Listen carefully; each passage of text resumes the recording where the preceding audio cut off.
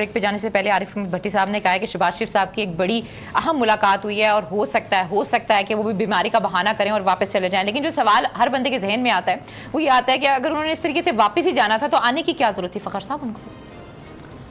देखिए, मैं आपको बताऊं कि जब नवाज शरीफ साहब की बीमारी का मामला शुरू हुआ था तो उस वक़्त भी जनवरी में मैंने ये ख़बर दी थी कि ऑन मेडिकल ग्राउंड उनको यूके भेज दिया जाएगा। लेकिन उसके बाद सूरत हाल जो थी वो कुछ तब्दील हो गई और फिर इंडिया के साथ पाकिस्तान के जो कशीदगी थी उसमें इजाफ़ा हो गया था और फिर आगे चल कर के आर्मी चीफ़ की जो मुद्दत मुलाजमत थी उसमें एक्सटेंशन का मामला आ गया था और फिर ये मामला इस तरह चलते चलते वो बिल आखिर फिर आपको पता है कि मौलाना फजल रहमान का जो धरना था और फिर उनका मार्च जो था ये सारा कुछ वो सब कुछ ऑर्केस्ट्रेट किया गया था और ये सारी चीज़ें जो थी वो इस तरह थी। आज भी अगर आप सूरत हाल को देखें तो ये जो APC है या कुछ भी है ये सब चीज़ें उसमें यही चीज़ें डिस्कस हो रही हैं कि कैसे अब्बू को बचाया जाए, ठीक है, कैसे शहबाज शरीफ बचें। अब आप देखें ना कि लेकिन फिर वो वापस ही क्यों आए हैं, उनको क्यों भेजा जा रहा है? वो तो कह रहे हैं बड़ी ज़बरदस्ती APC हुई है ये वाली, वो तो मिलना ही नहीं चाह रहे थे। बड़े अब्बू का मतलब बड़े भाई का उनको आया है वो पैगाम तो फिर उन्होंने कहा चलो जी कर लेते हैं APC। और अगर आप उनकी बॉडी लैंग्वेज देखें वो भी बड़े देखिए उनको किसी ने ख्याली पुलाव दिखाई थी, खिलाई थी, ठीक है, और वो ये थी कि आप आ जाएं बस काफ लीग जो है ना वो हटेगी और इधर इन हाउस चेंज आ जाएगी, इधर से आप अपोजिशन लीडर से जो है ना उस तरफ आ जाएंगे। तो वो तो वज़ारत उज़्मा के ख्वाब देखकर वापस आए थे, लेकिन वो नहीं हुआ। मैं आपको यहाँ पर इस वक्त, क्योंकि सियासत में आखिरी लफ्ज़ कोई नहीं होता, लेकिन सर-ए-दस्त में आपको ये कह सकता हूँ जो मेरी मालूमात हैं, आसिफ अली ज़रदारी बेशक बीमारी का बहाना करेंगे और आप देखेंगे आइंदा आने वाले दिनों में ईद के बाद शहबाज शरीफ और आसिफ अली ज़रदारी की जो बीमारी के मामलात हैं, उनकी सेहत के मामलात जो हैं उस हवाले से बहुत सारी बातें सामने आएंगी। अगले 3 महीने जो हैं इस हवाले से बड़े क्रुशियल हैं, एहतसाब के हवाले से, और इसमें बड़े अहम फैसले भी आएंगे। और जो पॉलिटिकल टसल है हमज़ा की और मरियम की, उसके हवाले से भी बहुत सारी चीज़ें सामने आएंगी। लेकिन मैं आपको ये बता दूँ कि कहीं जाके आपको नवंबर दिसंबर में एक बहुत बड़ी पॉलिटिकल तब्दीली जो है वो होती हुई नज़र आएगी। किस तरह की तब्दीली? मैं अभी उसके बारे में ज़्यादा आपको, लेकिन कैसी तब्दीली समझते हैं आप? मैं समझता हूँ कि उस वक्त तक इमरान खान का जो एहतसाब का जो मामला है, और आपको पता है कि सुप्रीम कोर्ट ने नैब को कहा है कि 3 महीने के अंदर ये जो करप्शन के केसेस हैं, तो उस वक्त तक जो शहबाज शरीफ, आसिफ अली ज़रदारी और इनके हवाले से और जो केसेस हैं उनके फ़ैसले जो हैं वो नैब अदालतों से सामने आ चुके होंगे और इनकी कन्विक्शन भी जो है ना वो हो चुकी होगी।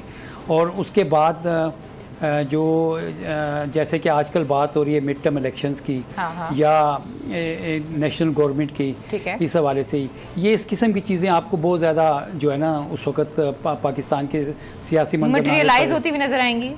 मटेरियलाइज नहीं, आप कह सकती हैं कि उस वक्त जैसे भट्टी साहब कह रहे थे ना कि अगर इमरान खान साहब गए तो वो उनके लिए अपने बहुत सारे बर्डन इतना है कि जिसकी वजह से वो बैठ जाएं, अपोजिशन में तो इतना दम खम नहीं है। और ये बात बिल्कुल वो भट्टी साहब बिल्कुल सही कह रहे हैं। भट्टी साहब हंस रहे हैं, मुस्कुरा रहे हैं उस वक्त। अपनी मुस्कुराहट का राज बता दें, मुझे लगता है बहुत सी खबरें अभी भी आपने अंदर छुपाई हुई हैं जो मुस्कुराहट की शक्ल में बार बार आ रही हैं सामने। बताएं किस वजह से मुस्कुरा रहे हैं आप?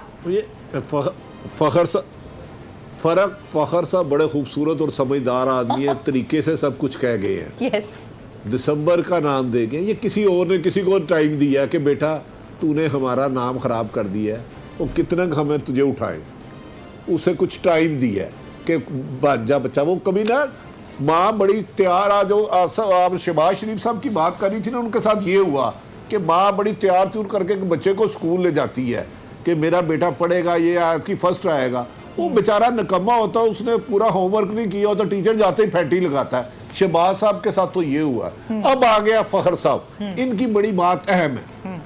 ये बात पिछले 6 महीने से तेजी से डिस्कशन हो रही है कि इमरान खान डिलीवर कर नहीं पा रहे, जो एहतसाब का नाम था उसके बजाय इकानमी ज़मीन बोझ हो गई। हम दुनिया में बहुत ज़्यादा मुश्किलात का शिकार होते जा रहे हैं। जो इमरान खान साहब ने कहा था मैं आऊँगा, डॉलर लोग बाहर से भेजेंगे, मेरे पास 250-300 बंदे हैं। ये दिसंबर सितंबर, मेरा ख्याल है सितंबर से सितंबर काम शुरू हो जाएगा। मैं ये नहीं कहता कि हुकूमत जाएगी या आएगी, लेकिन इमरान खान साहब का भी सितारे कोई ज़्यादा अच्छे नहीं है। वो उनकी अपनी नाअहली है कि उन्हें तीन दफ़ा 2-2 घंटे की ब्रीफिंग दी गई उनके इकानमी पे, उनकी गवर्नर्स पे, उनकी पॉलिटिकल टीम पे कि आपके लोग ये कर रहे हैं। लेकिन वो अच्छे बुजुर्ग की तरह बच्चा बन के नहीं मैंने अपना ये रखना है, इसको सीएम रखना है, इसको ये रखना है। तो देखें, अदारे हमेशा मुल्क के होते हैं, वो किसी एक जमात के नहीं होते। उन्हें अपना मुल्क अजीज होता है, अपना वतन अजीज होता है। फ़खर साहब को आप ब्रेक में पूछे, इनके पास खबर है, खबर मेरे पास भी है, लेकिन मेरे पर जलते हैं। मैं थोड़ा सा कमजोर रिपोर्टर हूँ, ये जरा माशाल्लाह आप मुझे हिंट दे दें, मैं फ़खर साहब से भी पूछ लेती हूँ। देखें, आप लाहौर से अगर मैं इस्लामाबाद जीटी रोड पे आऊँ तो बड़ी देर बाद वो सियाला से गुजर के आगे फैजाबाद से गुजर के इस्लामाबाद आता है, लेकिन इस्लामाबाद से जब आप जीटी रोड से आएंगी ना तो बड़ी जल्दी फैजाबाद और आ जाएगा। तो आप 1 मिनट में वो रास्ते से निकल के फिर सियाले आ जाएंगे। लेकिन आप लोग जो बातें कर रहे हैं, उस तरफ इशारा कर रहे हैं, तो आप जो मुझे फंसाना चाह रही है, ये फ़खर साहब से पूछे। इनकी खबर, मेरी भी खबर एज ए रिपोर्टर यही है कि ये आने वाले 3-4 महीने इमरान खान अपने वजन के नीचे, हो सकता है ये भाई 5 साल पूरे कर जाए। मैं कोई जादूगर नहीं हूं कि मैं कह दूं कि भाई मैंने ख्वाब देखा है कि वो जनूबी पंजाब में कोई मेरी ख्वाब में आया हजरत उस्मान रज़ियल्लाहु आया, इस नाम का वज़ीर आला होना चाहिए या वज़ीर आज़म होना चाहिए। मुझे ऐसी ख्वाबें नहीं आती, मैं तो रिपोर्टर हूँ, इन्फॉर्मेशन पे बात करता हूँ। तो बाकी फ़खर साहब की मुस्कुराहट, और आप भी बहुत समझदार हैं। आप भी कह रहे हैं कि उस्मान बुज़दार साहब की वजह से जो उन्होंने जिद लगाई हुई है इमरान खान साहब ने, जो मुझे समझ आ रही है, इमरान खान साहब ने जो उस्मान बुज़दार को लेकर जिद लगाई हुई है,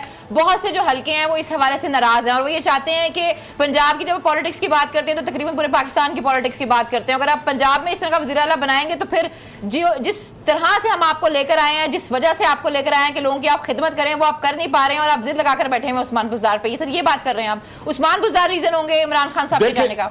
हाँ, यकीनी 80% ये है, लेकिन वफाक में भी कोई अच्छी कारकर्दगी नहीं, वफाक में भी अच्छी कारकर्दगी नहीं। लेकिन सर एक और चीज भी है, एक रिसेप्शन है। मैं चाहूंगी आप मेरे सवाल ले लें, एक सवाल ले लें। इसी वेल विशर कह चुके हैं, ठीक है। मैं अपना एक सवाल आपको दे देती हूँ, उसमें ये है कि आप कह रहे हैं कि वेल विशर के हवाले से मैं चाहूंगी कि आप पूरी बात करें, लेकिन एक सवाल मेरा ये है कि सर यहाँ पे एक परसेप्शन है कि एक वो टीम है जो इलेक्टेड लोगों की है और एक वो टीम है जो मुआवने खसूसी है। इस हवाले से भी लोगों के जहन में दो सवाल है कि भाई एक ऑलरेडी इलेक्टेड लोगों की अगर आपके पास टीम है और इलेक्टेड बहुत से लोग ऐसे हैं जिनको आप इन जगहों पर लेकर आ सकते हैं, लेकिन इसके बावजूद एक स्पेशल टीम है आपके पास, वो स्पेशल टीम भी तो वहां पर मौजूद है ना। तो सिर्फ आप खान साहब को तो हर चीज के ऊपर तो नहीं ना सर, उनके ऊपर उनकी कारकर्दगी पर सवाल उठा सकते। वो टीम किसी वजह से वहां पर है, किसी रीजन से वहां पर है sir. Now over to you. नहीं, ये स्पेशल टीम उन्होंने बनाई है ना, मैंने तो नहीं बनाई।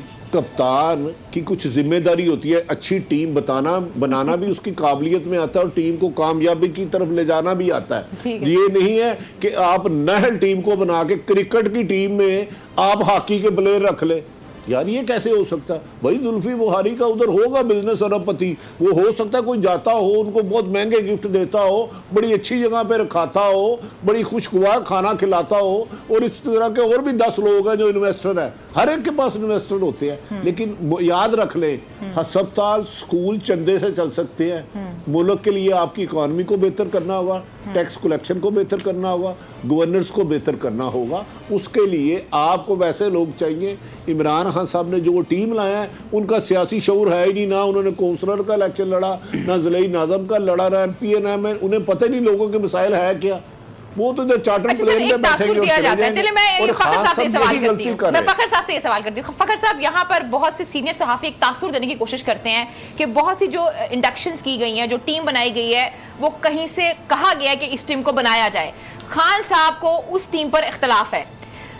अब आप बताएं, जो इस वक्त आरिफ हमीद भट्टी साहब बात कर रहे हैं, वो कह रहे हैं उनकी टीम की परफॉर्मेंस, उनकी सिलेक्शन उन्होंने खुद सेलेक्ट की हुई है, लेकिन कहने वाले ये कहते हैं कि वो उनकी सिलेक्शन नहीं है, उन पर नाजिल किया गया है। और बहुत से लोग ये भी समझते हैं कि खान साहब की एक एक हरकत के ऊपर ना मॉनिटर हो रहे होते हैं वो। अब मुझे ये बताएं आप। भट्टी साहब ने अपने प्रोग्राम के शुरू में जो एक वोट इमरान खान के हक में दिया था, वो दिया था कि वो इन्होंने कहा था कि वो करप्ट नहीं है और उनके हवाले से इस तरह का कोई चार्ज उन पर नहीं है। मैं भी इस चीज़ की, इस बात की इंडोर्स करता हूँ। लेकिन इमरान खान जो हैं उनकी पोजीशन जो है वो कॉम्प्रोमाइज़ है। ठीक है। कॉम्प्रोमाइज़ इस वजह से है कि कुछ तो उनकी पार्टी में इलेक्टेबल्स आ गए, कुछ लोग जो थे उनके ऊपर थोप दिए गए कि इनको रख लें। अब लोग कहते हैं इलेक्टेबल्स भी थोपे गए। अब देखें ना, जैसे मोहित पीरज़ादा का जिक्र किया, वो तो नेशनल सिक्योरिटी के हवाले में जो कह चुके हैं, इसी तरह से हफीज शेख के बारे में है कि ये कल को अपना बैग उठाएंगे चले जाएंगे। अब ये एक बर्डन है ना उनके ऊपर। अब इसी तरह से जो उनके कोलिशन पार्टनर हैं वो भी उनकी एक लाइबिलिटी है। ठीक, ये सारी चीज़ें जो हैं ये वो बर्डन है जो 3-4 महीने के बाद जाके जो है ना उनको बिठा देगा और इससे उनको छुटकारा हासिल करना होगा। अगर ये चीज़ बैठ जाएगी तो कौन आएगा फिर? खान साहब ही बता रहा हूँ कि उस वक्त सर्दियाँ होंगी। हाँ। ठीक है, और सर्दियों दिसंबर का महीना होगा। आरिफ उम्मीद भट्टी साहब को हम दोबारा शो में लेंगे और फखर साहब भी दोबारा होंगे और हम उनसे दोबारा उस वक्त ये सवाल पूछेंगे कि भाई ये क्या हुआ है। सब्सक्राइब करें और बेल दबाएं ताकि कोई खबर रह न जाए।